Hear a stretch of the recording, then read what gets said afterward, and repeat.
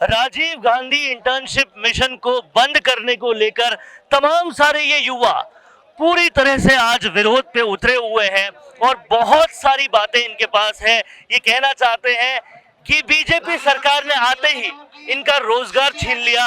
किस तरीके से ये विरोध आप लगातार कर रहे हैं और ये रोजगार जो छीना गया है उससे कितने लोग प्रभावित हुए? लोग प्रभावित 5,000 परिवार हुए। हम 5,000 युवा मित्र नहीं है, हमारे 5,000 परिवार है। 5,000 परिवार का आप मान लो ऐसा कोई कोना नहीं है।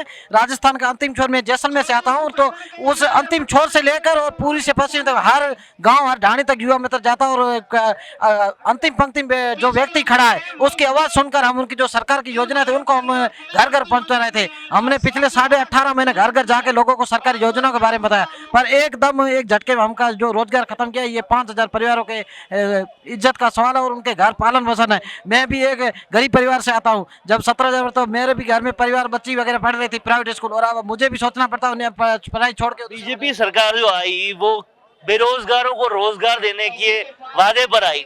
किरोड़ी लाल मीणा जैसे नेता लगातार युवाओं के बीच में थे, उनको आश्वासन दिया था कि उनके रोजगार दिलाएंगे, लेकिन अब जब नहीं मिल रहा तो क्या उन नेताओं के पास आप लोग गए?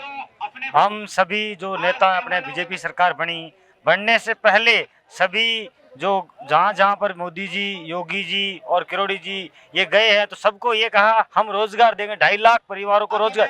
लेकिन जब सरकार आई और 25 दिसंबर को ही इन्होंने कहा जो 5,000 बेरोजगार लगे हुए थे और 50,000 प्रेरक लगे, सबको हटा दिया गया। ये एक तरह से रोजगारों पर उठा। लेकिन कहीं ना कहीं आप ये देखिए कि किरोड़ी लाल मीणा जैसे नेता तो युवा उन पर भरोसा करते हैं, अभी तक वो भी कोई एक्शन नहीं ले पाए, ऐसा क्यों? देखिए कि इसमें भी उनकी क्या राय है, पर मेरे ख्याल से उनको आगे आना चाहिए। जो बड़े नेता हैं उनको युवाओं के बारे में सोचना चाहिए कि आप एक तरफ तो रोज़गार देने की बात करते हैं और दूसरी तरफ आप युवाओं को बेरोज़गार कर रहे हैं। जैसे ये 25 दिसंबर को एक आपका आदेश आता है, उससे जो 5,000 युवा मित्र हैं वो बेरोज़गार हो गए हैं। अब उनका क्या करेंगे वो? अभी आरएएस भर्ती पे डिसीजन लिया बीजेपी ने और कहीं ना कहीं किरोड़ी लाल मीणा उसमें शामिल थे। उन्होंने वो डिसीजन तिथि को आगे बढ़ाने का दिलवाया, तो क्या आपके पास वो आए अभी तक और आप उनके पास गए क्या अपने इस डिसीजन को करवाने के लिए? सर, हमें 15-20 दिन से यहाँ धरने में बैठे हैं, अभी तक किरोड़ी जी या फिर बीजेपी सरकार के कोई भी मतलब मंत्री या उनका प्रतिनिधि यहाँ पे हमसे मिलने के लिए नहीं आए हैं, जिससे हमारा डेलीगेशन जाके उनसे बात कर सके। पहले उनके ओएसडी जो थे ना, उनसे हमारी बात हुई तो उन्होंने 7 दिन का हमसे टाइम मांगा कि तुम्हारे हक में कोई ना कोई अच्छा फैसला लेंगे, लेकिन उन्होंने ऐसा कुछ भी नहीं किया। 7 दिन हमने वेट किया, फिर उसके बाद हम 10 को जो अपना पुलिस विभाग है उसमें परमिशन डाली हमने कि भाई शांतिपूर्ण धरना शहीद स्मारक में करना चाहते हैं, उसकी परमिशन भी हमें नहीं दी गई। हम यहाँ शहीद स्मारक बैठे, जब से रात को हमारे युवा साथी यहाँ रुकते हैं। सरकार में आस किससे है आपको उम्मीद किससे है? कौन सा ऐसा बाशिंदा है जिससे आप उम्मीद लगाए बैठे हैं कि बात सुनी जाएगी आपकी? देखिए, हमारे सभी 5,000 युवा मित्र हैं, उनकी आस हमारे लिए पहले बात करते थे कि बाबा से थी। बाबा के पास गए, हमारा डेलीगेशन मिल के आया था, 2-3 बार मिल के आया था, पर लेकिन आज तक आश्वासन नहीं मिला है। आश्वासन के अलावा कुछ नहीं मिला है। तो हम आपके चैनल के माध्यम से कह देना चाहते हैं, बीजेपी सरकार के जितने भी लीडर्स हैं उनसे हमारी एक ही मांग है कि 5,000 युवाओं को बहाल करो, और जो 5,000 युवा बेघर हुए हैं उनके परिवार में कम से कम 50,000 लोग आते हैं। 50,000 लोगों को बेरोजगार किया गया, बेरोजगार कर दिया, उनके पेट पे लात मारी है। हम सीधे शब्दों में कह देना चाहते हैं कि 10 दिन आज तक हो चुके हैं, आज तक सरकार का या तो कोई प्रतिनिधि हमारे पास आया, न हमारा कोई डेलीगेशन उन्होंने बुलाया।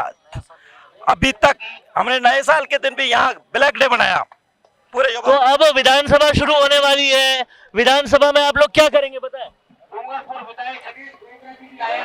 विधानसभा में आप लोग क्या करने वाले हैं? अभी विधानसभा आज जैसे 23 तारीख तक स्थगित कर दी गई है सर। हमें आज थी कि हमारे बारे में भी कोई फैसला आएगा।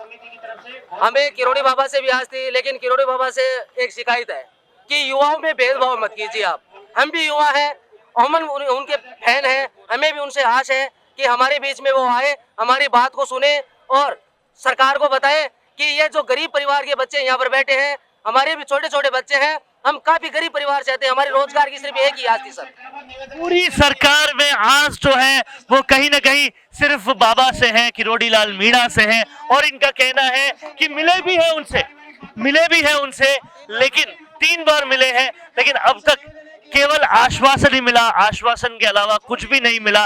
अब देखना यह होगा कि आरएस अभ्यर्थियों की तो बाबा ने सुन ली, क्या इन लोगों की भी सुनेंगे और क्या इनको भी आश्वासन से ज्यादा कुछ मिलेगा?